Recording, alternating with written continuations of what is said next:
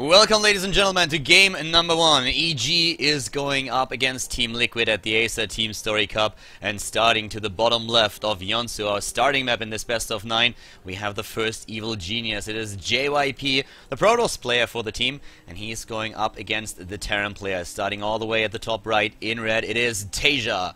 And this is going to be one sick match. Not only the game that we have here at hand, but also the entire team match in itself. It's going to be an absolute blast to cast this, because this is going to be good. Everybody is, of course, waiting for Jaedong. Everybody wants to see him versus Taeja. But JYP is someone who can definitely take down a lot of good players, and Taeja might find himself in a bit of a predicament here. It is a best-of-1 system, of course, an elimination system.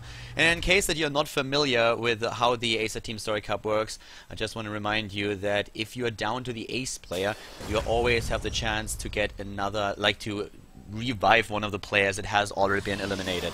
So we could see, let's say, JYP, Jaedong, even Taeja twice. People are also waiting for Hero. There was a lot of discussion before the match, and EG is in a lot of trouble since the first game that they played this season was against the champion of the last season, Season 2, against Team Acer. And Innovation, he just steamrolled the entire team. He took down Jaedong twice, and it was a pretty bloody massacre that we saw there. In the end, Team Acer took it, and EG without a single map win this season thus far. But on the other hand, to be absolutely fair, the one thing that we have to say about EG is that they have a pretty tough opening into the season. Not only do they face Team Acer in the first round, but then now here in the second week they're going up against Team Liquid. So it's not going to be easy for them at all, but we're going to find out how exactly they are going to be able to deal with TL, and if they're able to get a couple of map wins, and maybe the match score today too. We have the Reaper first, so of course for Taeja here, starting with the gas and the barracks. Pretty normal opening for the Terran player for Team Liquid, scouting with one of the SCVs at the beginning right away. And for JYP, we see him chrono boosting the economy still, having already the double gas taken, and he's going to be very well aware of what's going on here. Sees the SCV, a little bit of worker snuggling in the early stages of the game. And for Taeja, we have not only Reaper number 2, but also an SCV hovering straight towards the natural, trying to drop that command center and go straight into an expansion on his own. So that already achieved. We see also the reactor immediately started. A single Reaper commitment here by Taeja, not getting more than that, and heading straight into the reactor while the SCV is still in the main base, having a little bit of a look here when the Nexus, of course, already being dropped by JYP. And the Protoss player was missing in the last match that EG played. The Evil Geniuses did not play with their Protoss star, and therefore they had a bit of a problem there. But today, maybe he's going to be the one who will be able to just change the scales, tip the scales a bit in their favor. For now, it's of course only the Reaper of Taeja trying to get some scouting information, maybe even get a probe kill off. Not really successful just yet, but the more important thing is that with the Mothership Core already out there, it's pretty easy for JYP to just repel the Reaper for now and make sure that early game aggression is not going to be a big problem. That photon overcharge is still haunting Terran players across the globe. But what we see now for JYP, now that the Reaper is out of the picture, is a commitment to Twilight Council. And if you talk about Yeonsu, you usually talk about the Blink builds that we see here by Terran players. It's a very, very strong style. So far, as you can see, the Twilight Council not spotted.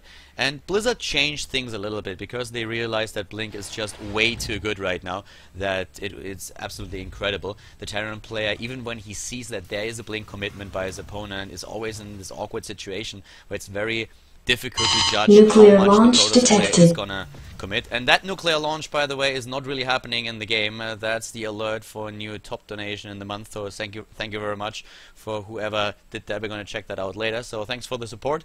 But yeah, don't be afraid for JYP, there's no nuke headed his way just yet.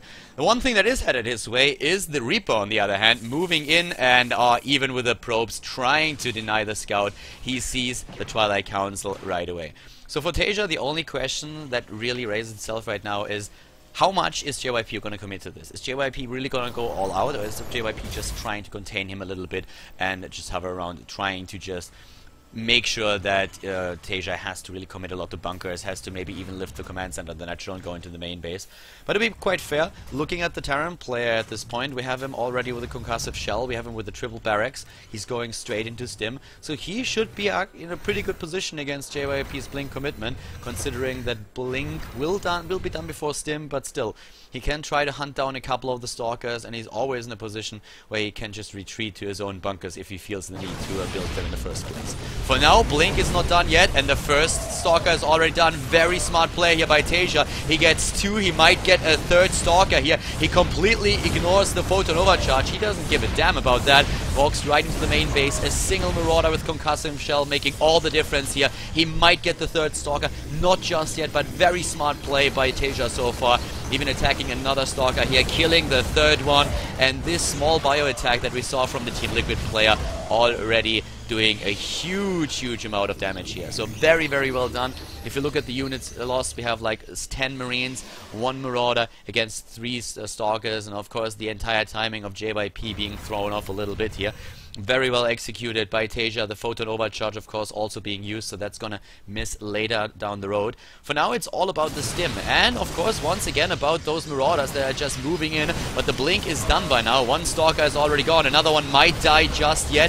We have more Marauders joining the battle, but there are a lot of Stalkers for JYP. In total, we have 8 already for him, and Taeja is forced to fight here, maybe overcommitting a little bit with his 2nd attack. He knew exactly what he was up against, but he thought that he could really take down those units. In the end, JYP with a Blink commitment, going in, trying to make that work for now. High ground vision granted by the Mothership Core, and he blinks in, takes down the first Marauder. The bunker is not done just yet. Taeja maybe a little bit too overconfident here. No bunkers in the main base, and the Mothership Core does not have the energy to drop another Photon Overcharge or anything. Well, Photon Overcharge not really being useful in this situation, but of course a Time Warp would have been great. The problem really being that Stim, now cancelled, does not allow Taeja to get anything into this game. JYP has just too many units in his base. 11 Stalkers against nothing, and that's the GG right there. A little bit abrupt, but very well played by JYP. And Taeja just a little bit too overconfident here in the end, even though in the beginning he was able to put a lot of pressure onto JYP, but also of course lost quite a few units in the process.